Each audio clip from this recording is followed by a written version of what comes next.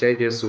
प्रभु यीशु के सामर्थ्यवान नाम और एक बार आप सभी लोगों को अभिवादन करता हूं। बाइबल तीर्थ यात्रा के 131वां दिन की व्याख्या में स्वागत करता हूं। हालेलुया। मनन के लिए आज हमें सामुएल के पहले पुस्तक के 25 और 26 अध्याय, स्तोत्र संज्ञा 89 और रोमियो के अध्याय 14। हालेलुया। 25वां अध्याय सामुएल का पहला ग्रंथ, पहला वचन, सामुएल की मृत्यु हो गई।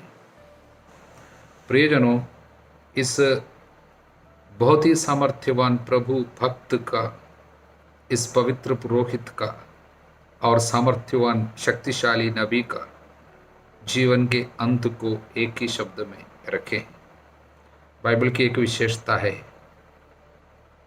यहाँ पर लोगों की मृत्यु को बहुत महत्व नहीं दिया गया था, एक या दो शब्द में, या कभी उसके विषय में कुछ बोलता भी नहीं, या नहीं तो अधिक से अधिक एक दो शब्दों में इसको सीमित कर देते हैं। लेकिन जीवन के बारे में, उनके स्वभाव, उनकी सेवा, ये सब बहुत ही विस्तार से लिखा गया है।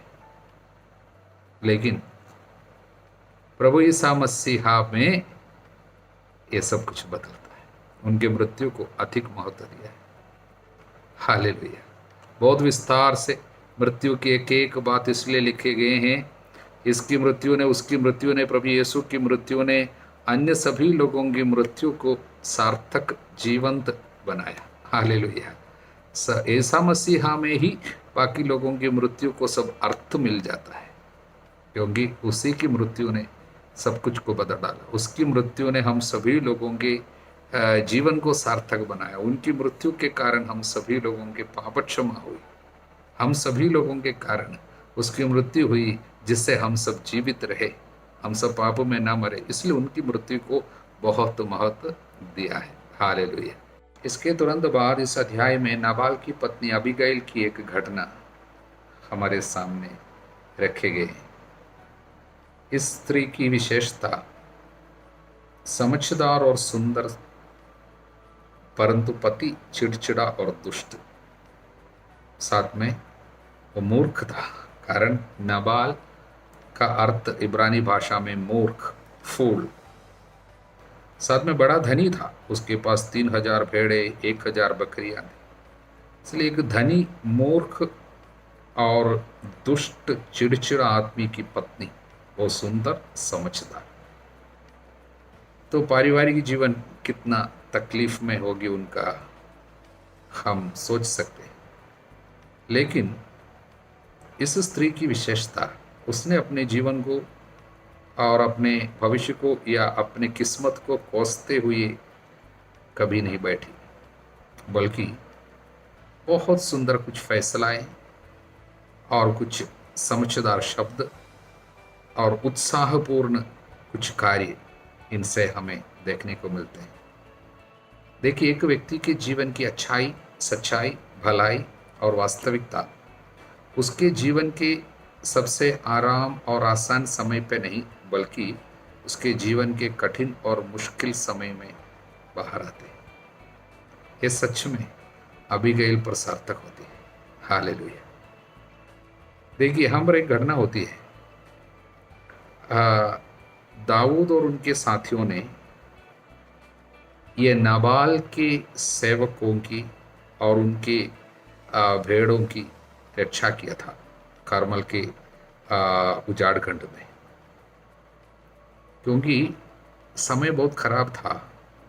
शत्रु बराबर आया करता था चुराने के लिए, और जितने भेड़े और कुछ संपत्ति जो कुछ भी रह जाते थे, शत्रु लोग आकर ले जाते थे। इसलिए निर्वासन के समय दाऊद और उनके साथी लोग कैसे जीवन बिताते थे, ऐसा कार्य करता था। कुछ चरवाह होंगे और उनके पास जो भी है, और उनके भेड़ बकरियां हैं, उनकी सब वो रखवाला करता था, मतलब संरक्षण देता था शत्रु से। इसलिए हम पर बताया गया है कि हमने जब तक आपके चरवाहे हमारे पास रहे, हमने उनके साथ दुर्व्यवहार नहीं किया। करमल में रहते समय उनकी कोई हानि नहीं हुई। अपने नौकरों से पूछिए तो वे आपको बताएंगे। इसलिए वो कार्य अच्छा से किया।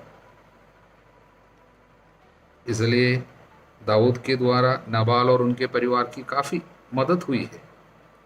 अभी क्या है, दाऊद को पता चला कि नाबाल अपनी भेड़ों का ऊन कटवा रहा है। ऊन कटवाने का समय जो है त्योहार का जैसा है, क्योंकि उस समय अच्छा पार्टी होते थे, खाना सभी लोगों को खिलाते थे, क्योंकि ऊन कटवाना मतलब पैसा कमाने का वो समय है, तो कुछ पैसा उस समय आता है, तो अच्छा से खर्च करते थे, त्योहार जैसे मनाते थे। जब दाऊद को पता चला इनके पास जो 3,000 भेड़े हैं, तो उनके जब ऊन कटवाने के समय में अपने कुछ साथियों को दाऊद ने उनके पास भेजा, ये बताने के लिए कि हमको पता चला आप अभी आपके भेड़े मुड़वाई जा रही है, इसलिए हम अपने दोस्तों को, अपने साथियों को भेज रहे हैं। आप जो दे सकते हैं उसे कृपा कर अपने सेवकों और अपने पुत्र दाऊद को दीजिए, क्योंकि वो समय का वो समय के अनुसार ये कार्य अनिवार्य था और लोग ऐसे ही किया करते थे। लेकिन ये आदमी ने, जिसका नाम नाबाल है, उसने ना कुछ दिया बल्कि बहुत बुरा भला कर भी भेजा, बेइज्जती करके भेजे। दाऊद के बारे में भी कुछ कुछ बता दिया और भेज दिया। तब दाऊद क्रोध में आ गए। बदला चुकाने के लिए उसने एक ठान लिया अपने अंदर, कल तक उनके कोई भी लोग इस दुनिया में नहीं रहेंगे, सबों को मार डालने का निश्चय लिया और तलवार सब लेकर जा रहे। उस समय इनकी पत्नी अबीगल को जब पता चला कि दाऊद आ रहे हैं, उसने तुरंत कुछ कार्य किया। उसके विषय में हम इस पे पढ़ें, मैं उस पर पूरा नहीं जा रहा हूँ, लेकिन उस स्त्री ने, उस महिला ने प्रभु की एक आत्मा की प्रेरणा से, क्योंकि उसके अंदर प्रज्ञा थी, प्रज्ञा पवित्र आत्मा का कार्य, उसने जो कार्य किया उसमें से हमको कुछ 5 संदेश मिलते हैं, उसे हम जरा देखेंगे। हालेलुया। पहला संदेश यही है, प्रज्ञा जिसके अंदर है, ईश्वर की प्रज्ञा, वो व्यक्ति को डर पीछे नहीं हटाएगा। डर, चिंता, उत्कंठा एक ऐसी चीज है अनेक लोगों को आगे बढ़ने से रोकती है, लेकिन ईश्वर की प्रज्ञा है, वो व्यक्ति आगे ही बढ़कर जाएगा, समय पर फैसला लेगा। अभी हम देखते हैं वचन 18, अबीगैल ने तुरंत, जब उसको पता चला कि विपत्ति आ रही है, थोड़ी ही समय में अगर रुक जाती, अगर वो फैसला नहीं लेते तो बड़ी हादसा होती। तुरंत फैसला लिया, और क्या फैसला ले रहे हम वचन में देखते हो। 200 रोटियां, 2 कुप्पे में अंगूरी, 5 पकाई हुई भेड़े, 1 मन भुना अनाज, किशमिश के 100 गुच्छे, या सब अंजीर की 200 डलियां गधों पर लाद कर जा रहे। तुरंत परेशानी और विपत्ति जो सामने है उसकी ओर आगे वो जा रहे हैं। मतलब दाऊद अस्त्र शस्त्र सब लेकर आ रहे हैं, उनके ओर बढ़ रहे। एक महिला अकेले, हिम्मत है, क्योंकि डर बिल्कुल नहीं है। ईश्वर की प्रज्ञा जिसको प्राप्त है, समय पर फैसला लेगा। उनकी वो फैसला बहुत अच्छी फैसला थी, उनके पूरे खानदान को बचाए। हालेलुया। ये पहला संदेश, ईश्वर की आत्मा जिसको प्रज्ञा देता है वो समय पर सही फैसला लेगा, डर उसको पीछे नहीं हटाएगा। दूसरा संदेश, विनम्रता विपत्ति से बचाती है। अब यहाँ पर हम इस स्त्री पे विनम्रता देखते, इतना विनम्र होती है कि हम आगे बढ़कर देखते हैं वचन 24 और वचन 23। दाऊद को देखते ही अबीगैल छठ गधे पर से उतर पड़ी, दाऊद के सामने पृथ्वी पर माथा टेक कर उसे प्रणाम किया, उसके पांव पड़कर निवेदन किया, श्रीमान आप इसे मेरा दोष समझे। जो गलती उसकी नहीं थी वो अपने ऊपर ले रही है, अपने परिवार के लिए, अपने पति के लिए, अपने लोगों के लिए, सब वो माफी मांग रहे हैं। मैं आप अपनी दासी को कुछ भी नहीं करने दें। अपनी दासी की बात पर ध्यान दे, कैसे अपनी दासी, विनम्रता से भरा हुआ शब्द अक्सर विपत्ति को दूर कर देती है। प्रज्ञा होने के कारण ही विनम्रता आती है। इसलिए बहुत ही दीनहीन होकर बहुत सुंदर शब्द इसने जो कहा, विपत्ति को ढाल दी। हालेलुया। ये दूसरा संदेश। तीसरा संदेश यही है, हमारे शब्द, हमारे मुंह से निकलने वाला शब्द और हमारे आचरण बहुत शक्तिशाली है। समय पर, सही समय पर बताए गए सही शब्द अनेक लोगों की जान को बचा सकता है। सच में यहाँ पर हम वचन 23 से लेकर 31 तक अबीगैल का शब्द सुन रहे हैं। शायद पुराने विधान में पहली बार एक स्त्री के मुंह से इतने लंबे हमें शब्द सुनने को मिलते हैं, और इनके शब्द बहुत परिपक्व शब्द है। कोई भी गलत शब्द इस पर नहीं है, सटीक शब्द। और इसमें ज़्यादातर शब्द जो है कि वो भविष्यवाणी की तरह शब्द है। उदाहरण के लिए वो कह रही है, वचन 28 और 29 में पढ़ते, अपनी दासी की भूल क्षमा करे, प्रभु श्रीमान का वंश बनाए रखेगा। आप प्रभु के नाम पर ही लड़ रहे हैं, क्योंकि आप प्रभु के नाम पर लड़ रहे हैं। आप में आपके जीवन भर कोई दोष न पाया जाए। यदि कोई आपके प्राण लेने के लिए आपका पीछा करता है, तो श्रीमान के प्राण प्रभु के पास जीवितों के बस्ते में सुरक्षित रहेंगे, और प्रभु गोफन से आपके शत्रुओं के प्राण दूर फेंक देगा। हालेलुया। इसलिए बहुत सुंदर शब्द इनके मुंह से निकलते हुए हम देख रहे हैं। और वचन 30 और 31 जो है वो दाऊद के लिए एक बहुत ही ऐसा शब्द निकला कि उनके लिए सच्चाई दिखाई दिया। मतलब उनकी भूल को प्रभु ने इस स्त्री के द्वारा सामने लाया। वो एक बड़ा पाप कर रहा था, निष्कलंक अनेक लोगों का गुस्से में, क्रोध में आकर अचानक जो फैसला लिया, वो अनेक निष्कलंक लोगों का जान इनके हाथों से लेने वाला था। इस खून खराबा से प्रभु ने उनको बचा डाला। हालेलुया। यहाँ पर हम देखते हैं कि प्रभु ने आपको खून करने और स्वयं बदला लेने से रोका है। और वचन 30 और 31 में हम पढ़ते हैं, तो श्रीमान के लिए इसके कारण आत्मभर्सना या पश्चाताप का कोई कारण ना हो कि उन्होंने अनावश्यक रक्तपात किया या स्वयं बदला लिया। अब प्रभु ने श्रीमान का कल्याण किया होगा, तो आप अपनी दासी का भी ध्यान रखें। तो इसमें से हमको जो सुनने को मिलते हैं, इस स्त्री के परिपक्व शब्द दाऊद को भी बचाया पाप से, विपत्ति से। नहीं तो ये बहुत बड़े एक निष्कलंक लोगों का खून गिराते हुए बड़ा पाप करता। प्रभु को वो बातें अच्छा नहीं लगता। इसलिए इस स्त्री के द्वारा, उनके शब्दों के द्वारा अनेक लोग बच गए। यहाँ तक कि राजा दाऊद चुने हुए एक व्यक्ति को भी प्रभु स्त्री के द्वारा बचाया, उनके शब्द। इसलिए जिस व्यक्ति पे पवित्र आत्मा की प्रज्ञा काम करता, उनके शब्दों पे अनेक लोगों को बचाने की ताकत है। हालेलुया। चौथा संदेश क्या है? अबीगैल ने जो शब्द बोला 23 से लेकर 31 तक वचन में, 7 बार वो प्रभु का नाम लेती है, प्रभु का नाम लेती है। देखिए, ये इससे हमको संदेश मिलता है कि वो स्त्री के अंदर कितना विश्वास रहा, कितनी धार्मिक स्त्री थी, प्रभु को कितने प्यार करते थे, प्रभु पे उनकी आस्था जो थी। इसलिए जाके हिम्मत के साथ अकेले आई और बड़े एक विपत्ति को उठाल रही है, दूर कर रही है, और प्रभु के नाम से ही वो बात कर रही है। इसलिए बराबर प्रभु का नाम बोल रहे हैं। हालेलुया।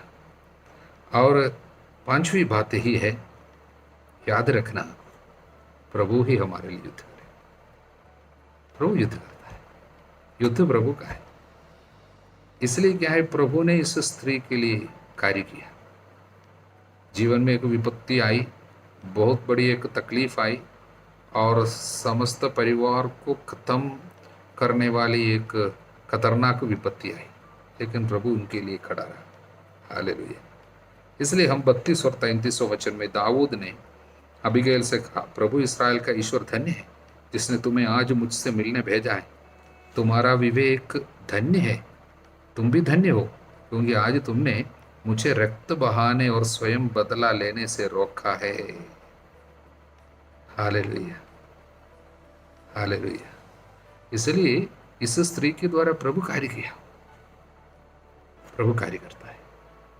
प्रभु ही हमारे इस युद्ध क्षेत्र में, क्योंकि हम सभी लोग कभी गुस्से में आकर, क्रोध में आकर क्या क्या युद्ध करने जाते हैं, प्रभु हमारे लिए युद्ध करता है, प्रभु ही हमको बचाता है।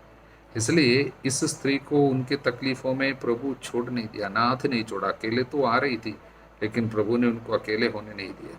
प्रभु उनके साथ रहकर उनके लिए कार्य किया, और दाऊद के लिए भी प्रभु ने कार्य किया। एक स्त्री के सही समय पर लिया हुआ फैसला कितने लोगों के लिए आशीर्वाद का कारण बन रहे। बाद में दाऊद के जीवन में भी एक बदलाव हम देखेंगे, अगले अध्याय में ही देखेंगे हम बदलाव देखते हैं, क्योंकि तुरंत फैसला अब नहीं लेगा।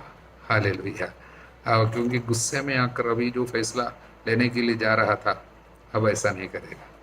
इस तरह बहुत सुंदर 5 संदेश अबीगैल के जीवन के द्वारा प्रभु हमको दिया है। प्रभु को धन्यवाद। अब 26वां अध्याय में दाऊद द्वारा साउल को पुनः प्राण दान की एक घटना। हालेलुया। 24वां अध्याय में एक घटना हमने देखी, उसी के समान और एक घटना 26वां अध्याय में हुई।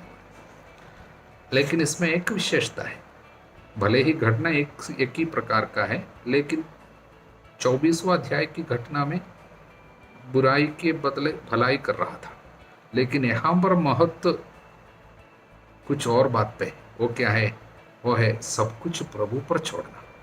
यहाँ के मुख्य फोकस जो है ये 26वां अध्याय पे जो घटना है उसमें प्रभु पर छोड़ दो, सब कुछ प्रभु करेगा, प्रभु अपने समय पे बदला चुकाने दो।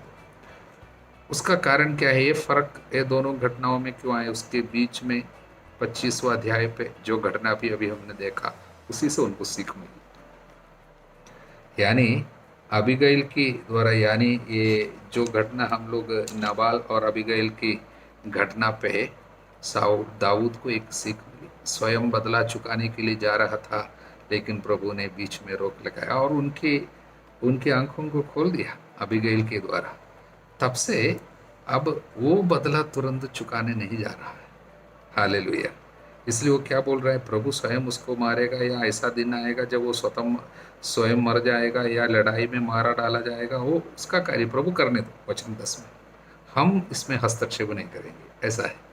ये सीख उनको ये 25वां अध्याय की घटना से मिली है। हालेलुया। प्रियजनों, यहाँ पर शत्रु को सामने मिल गया, फिर भी वो कुछ करता नहीं है। इसमें ऐसा करना हो, शत्रु को सामने मिलने पर भी बदला नहीं चुकाना। उस समय पिछले बार जब छोड़ दिया, उस समय उसने बोला था अभी हम आपके पास नहीं आएंगे बेटा, मैं आपको अभी मारने की कोशिश कभी नहीं करूँगा, बोला था। लेकिन उसका पश्चाताप थोड़े समय के लिए रह गया, अभी फिर से आया। इसलिए इसको मारने के लिए शायद अधिक कारण दाऊद के पास है। एक बार मौका दिया, फिर भी आया, उसके बावजूद वो मौका दे रहा है। कारण एक भरोसा है। एक 3 प्रकार की भरोसा है इसमें। पहली भरोसा है प्रभु सब कुछ समय पर ठीक करेगा, ये भरोसा, समय पर सब कुछ प्रभु करेगा। हालेलुया। दूसरी भरोसा, प्रभु मेरा संरक्षण करेगा। इसलिए तो 3000 शत्रु है साउल के साथ, 3000 लोग आए, और यहाँ पर दाऊद अपने साथी एक ही साथी के साथ आ रहा है शत्रुओं के बीच में, उनको प्रभु संरक्षण दिया। लेकिन साउल जो है 3000 साथियों को लेके आए, और संरक्षण के लिए हमेशा अपने पास भाला रखा करता है। यहाँ पर क्या है? सोते समय उसका भाला उसके सिरहाने जमीन में गड़ा हुआ था, और साथ में 3000 लोग उनके चारों ओर सो रहे। फिर भी संरक्षण उनको कहाँ था? दाऊद उसके पास तक पहुंच गया। संदेश यही है, ना तो राजाओं पर भरोसा रखो, ना किसी मनुष्य पर जो बचाने में असमर्थ है। संरक्षण कहाँ से आता है? प्रभु से आता है। दाऊद को पता है, इसलिए 3,000 शत्रुओं के पास केवल एक साथी को लेकर गया। इसलिए एक साथी को लेकर गया, उनको कम से कम साक्षी देना चाहिए इस बात का कि प्रभु जो कार्य कर रहे हैं कम से कम और एक जन देखे। इसलिए हालेलुया।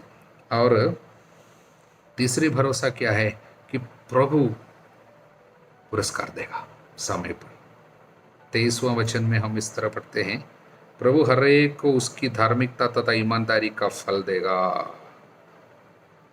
प्रभु पुरस्कार देगा, ये विश्वास बहुत जरूरी है। इब्रानियों के पत्र में एक और वचन मैं आपको पढ़कर सुनाता हूँ। इब्रानियों के नाम पत्र अध्याय 6 वचन 10 में इस तरह लिखा है, ईश्वर अन्याय नहीं करता। आप लोगों ने उसके प्रेम से प्रेरित होकर जो कष्ट उठाया, संतों की जो सेवा की और अब भी कर रहे हैं, ईश्वर ये सब नहीं भूल सकता। आप जो भी सेवा कर रहे हैं, दूसरों के लिए जो भी कार्य किया, प्रभु उसको भूल नहीं सकता। ये भरोसा होनी चाहिए। इस तरह का 3 भरोसा है तो हम कभी बदला नहीं चुकाएंगे। चाहे उन लोग हमारे साथ कितना भी अन्याय करें, हम स्वयं बदला नहीं चुकाएंगे, क्योंकि हमारे भरोसा है प्रभु पुरस्कार देगा, समय पर सब कुछ अच्छा करेगा। मेरे शत्रुओं को भी मेरा मित्र बना देगा, समय पर प्रभु मित्र बना देता है। वो सूक्ति ग्रंथ के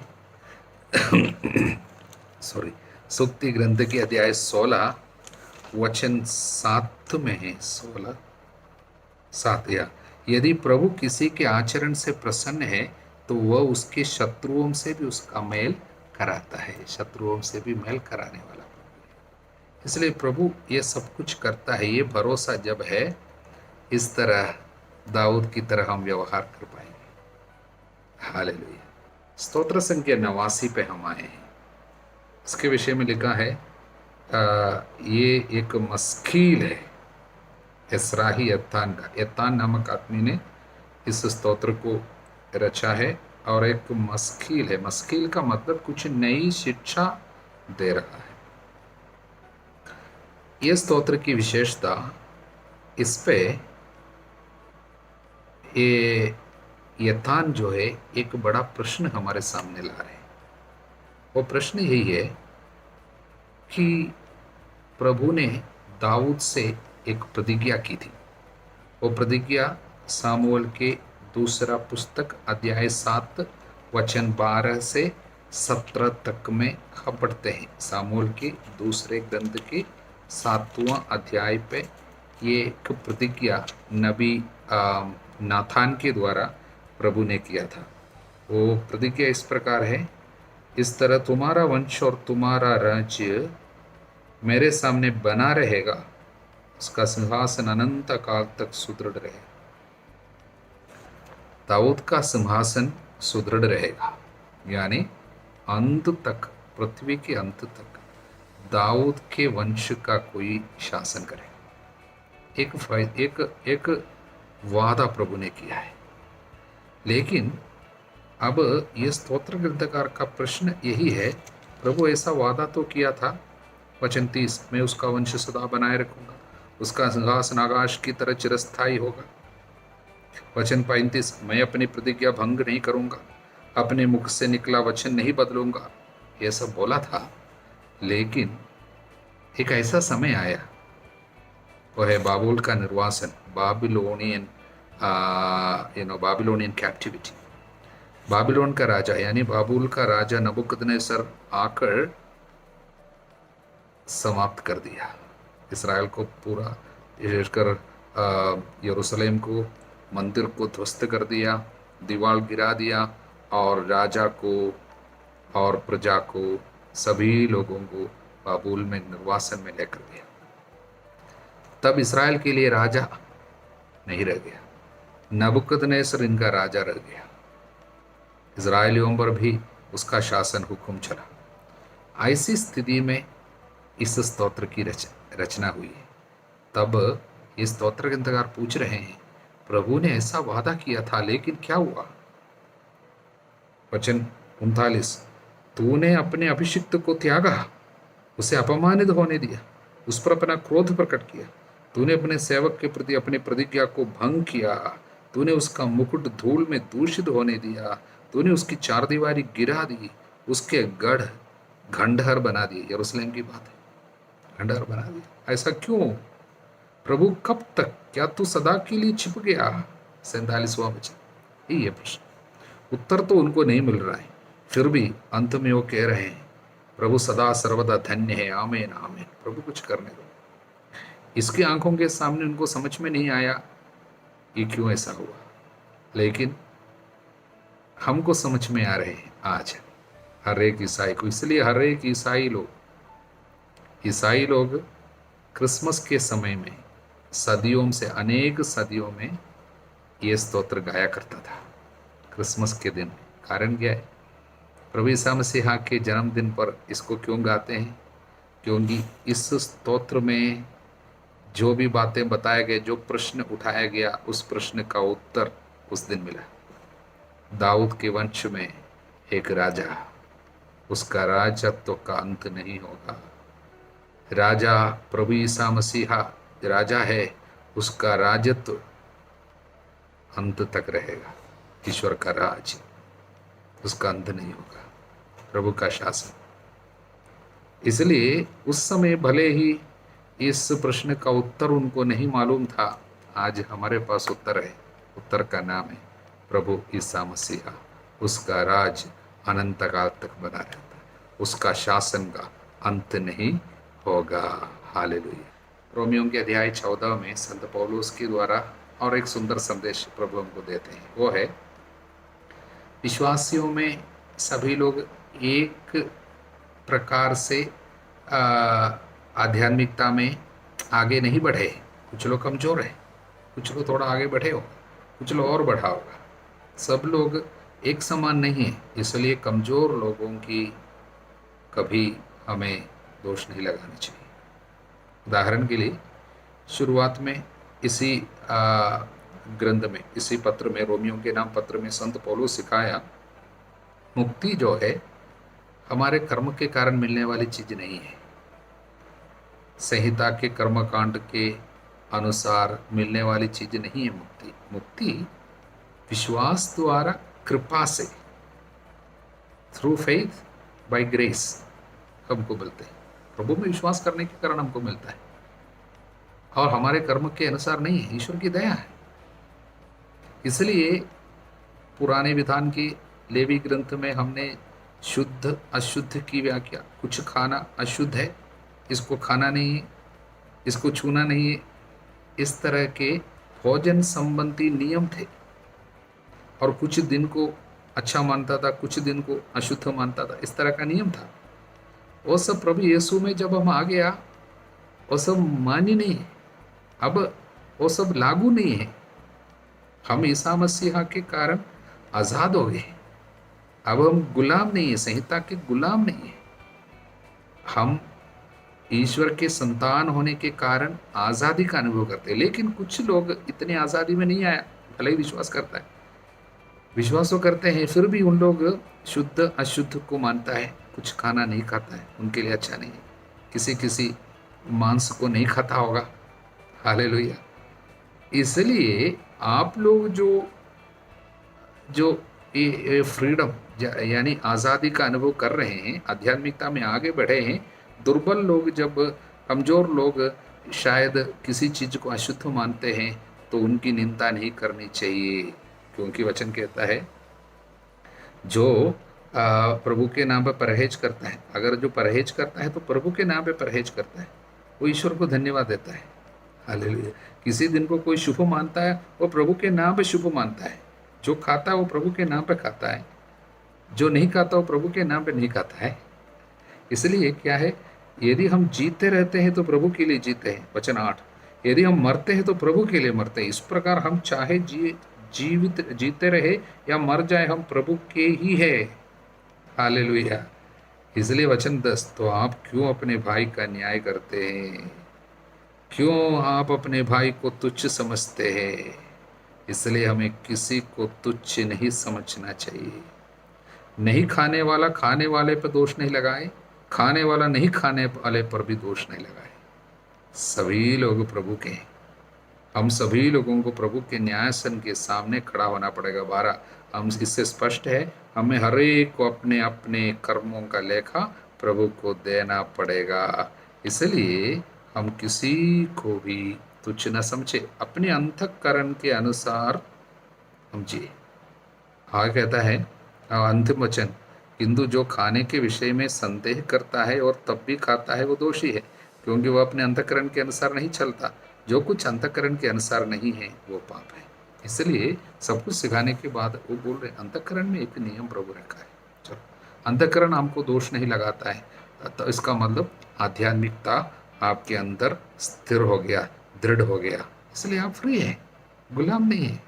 लेकिन जिनका अंतःकरण उनको दोष लगाता है, अभी भी वो कमजोर है, बोलता है ये नहीं खाना, उसका मांस अशुद्ध है वो नहीं खाना, तो वो अच्छा करता है, वो करने दो, उस पर दोष लगाने नहीं जाना।